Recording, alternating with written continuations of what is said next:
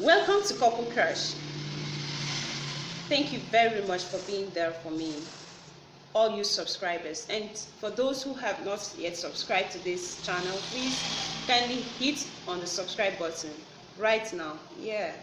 Turn on the notification bell, like the video, and share it to as many people as possible. I know you are still wondering how this poor YouTuber is able to make $100 per day. Well, to satisfy your curious mind, it's not just all about making $100 per day. Anytime you see a post like this on the internet, please do not rush into concluding that the person is really making it, or that the person is really more important, or is really making it in life. That may not be the case. Sometimes someone may not actually be making it, or just coming across $100 or $200, or someone just gifted the person $100 or $200 and is now using the money to make a post, and you will be forced into believing that the person is really making it. My dear, you don't need to be that curious. You don't need to feel that someone else is doing better than you are. In reality though, you really need to know how this person is living his or her daily life. Things may be so hard on the person. Things may be so, so bad. His situation or her situation may be so bad, yours may be better than the person.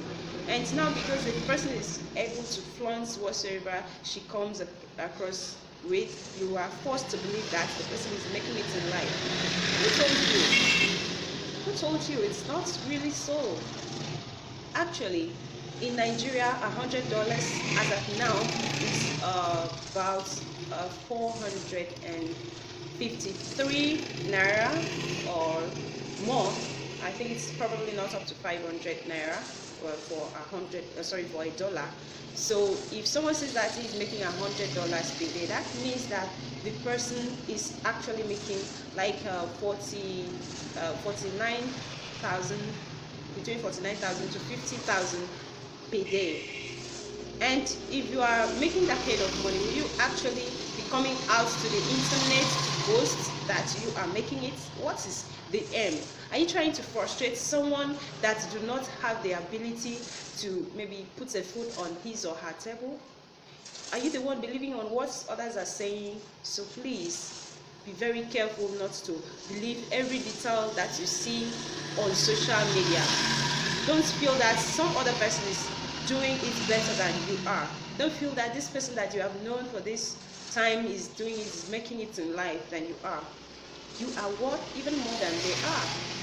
If you look at yourself very well in reality, and then you compare yourself to another person who is boasting of making millions per day, you may be surprised that you are better off than the person. So please do not be forced to believe every detail about that. That being out of the way, let us discuss something more important. I know that it is very good and it is very nice to grow as a fashion designer. How you can do this is not just by looking for fast money, because if you are interested in looking for fast money, sometimes you may be disappointed somewhere, because when the money is not coming, you may be pushed into doing something that you ought not to do, so as to get the money as the other person that you saw on the internet. It doesn't really work out that way. So what I will advise you as a fashion designer, or if you are working in any other field, you feel that you want to progress, you want to do something that will bring more income to you, you really do not need to focus on the income that you are getting. Let's take, for instance, a fashion designer. Do you have a fashion designing company and you feel that that company should grow up, and the company should maybe be able to produce so much or a huge amount of money than you expect to be? Sometimes you may be disappointed somewhere. Some fashion designers, they have finished their learning work. Sometimes they're not connected. They inform their friends and families and neighbors that they are fashion designers, and they start up a business, a fashion design business. And it really requires patience for you to be able to make it. Sometimes though, you start it all for 1 month, 2 months, 3 months, you realize that you are not getting people patronizing you. What do? You feel, oh, I should quit. No, you don't need to quit. If fashion designing was your hobby, if you loved it, if you take it as a hobby, something that you love doing, you don't need to quit for the sake of maybe you are not gaining as much money as you want to. So how do you now grow your business? How do you grow your fashion designing business? How do you make it presentable? I'm going to share 5 tips for you to learn. Only 5 tips that can help you to grow as a fashion designer, and also you can also apply this in any other field of endeavor. The first tip is that you as a fashion designer should make your work presentable. How do you do this? Some people may likely boast that, or they brag that they are making about 2-3 clothes per day. Some may say I can make like 4-5 clothes per day, and others can make more than that. Well, I don't doubt. You don't need to doubt that they are doing this, but how neat is the work? How presentable is the work? It's not just about making as many clothes as possible or as many designs as possible. All you need to know is that you need to allow your work to be neat, presentable, and professional. And as a professional fashion designer, you really do not need to give the impression to your clients that what you do is not reliable.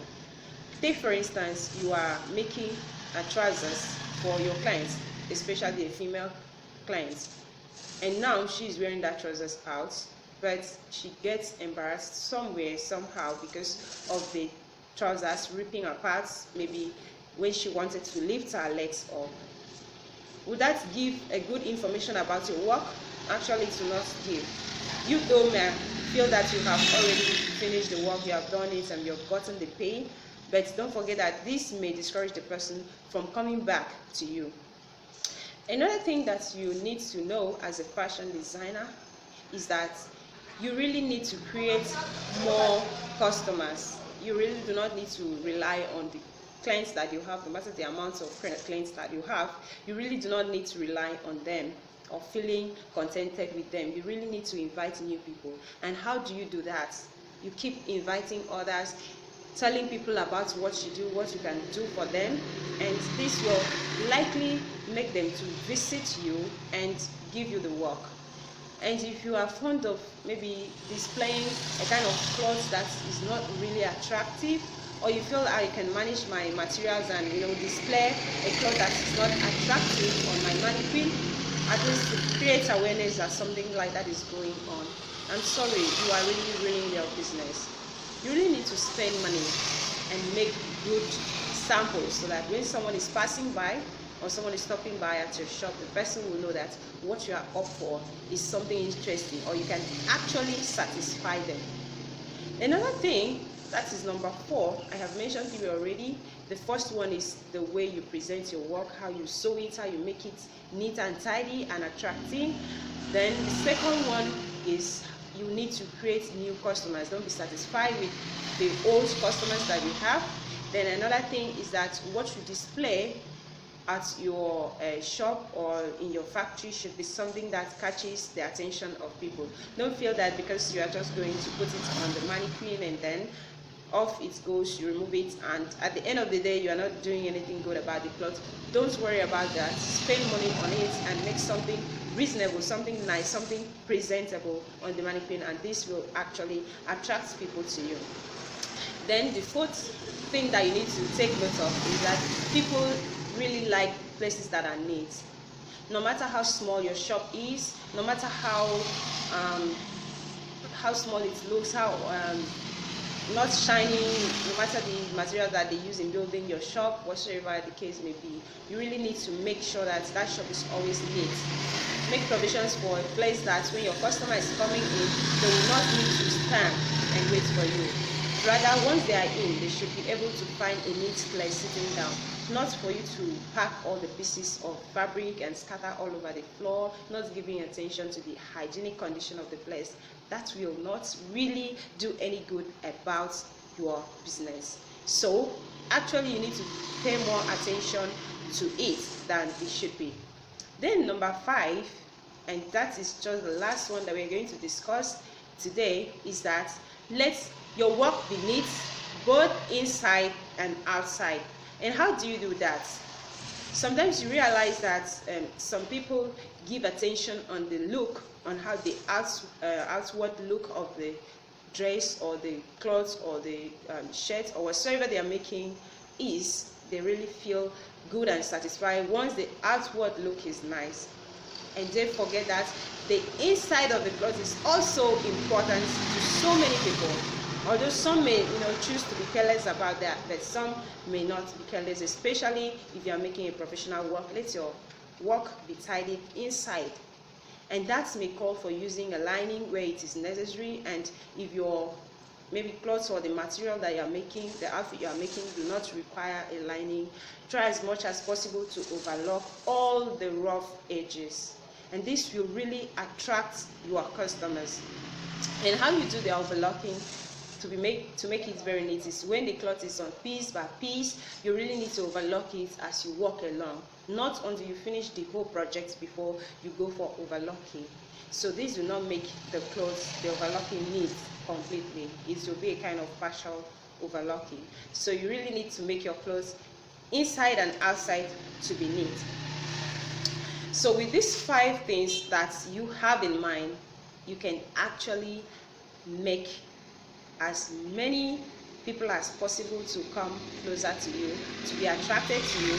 And you may not be the one advertising your business anymore. It is your friends, the people that have come in contact with you, that will advertise the business for you. And with these 5 major things, coupled with other things such as your price, how do you charge? Sometimes, though, some people may feel that, well, the more money you charge, the more you're going to make it. Of course, that may not be the issue. There are some people who are moderate, there are some people who need something classy. So you really need to categorize your business for both the classy people and those who really need a moderate thing. So you can let your clients know this is the amount that we charge for professional clothes, and for casual clothes, this is what we charge for. And you really need to analyze your work. You really need to analyze everything and let your clients know what they are paying for. You really do not just tell the clients of the price. Just that. Take for instance, you are making a clothes for a client, and your client is asking you how much will it cost me to make this kind of clothes. Sometimes you may be forced to say like $20, $30, or if you are in Nigeria, you may say 20 naira, 20,000 naira or 30,000 naira, whatsoever the case may be, without your clients knowing why the 20 or 30,000 naira.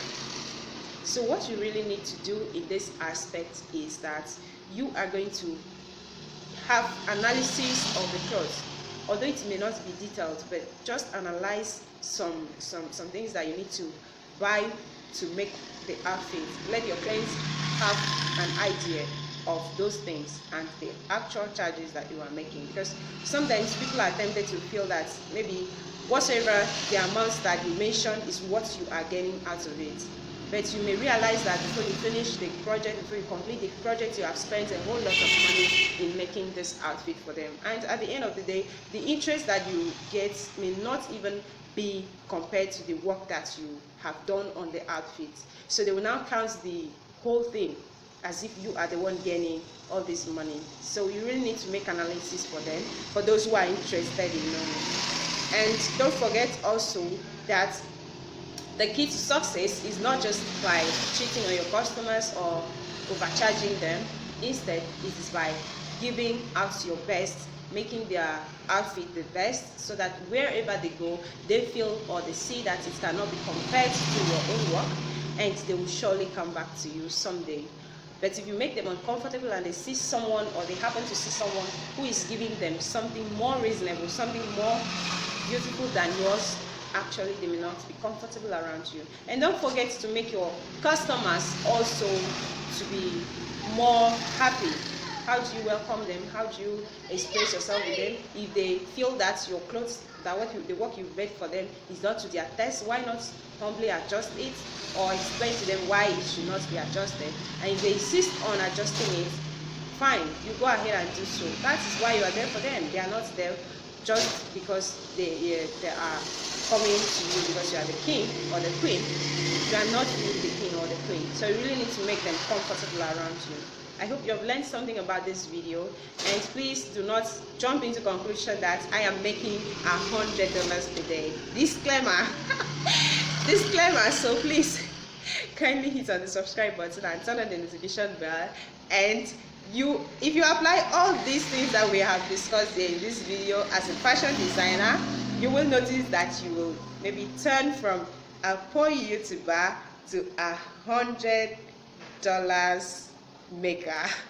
See you in my next video. Bye bye for now.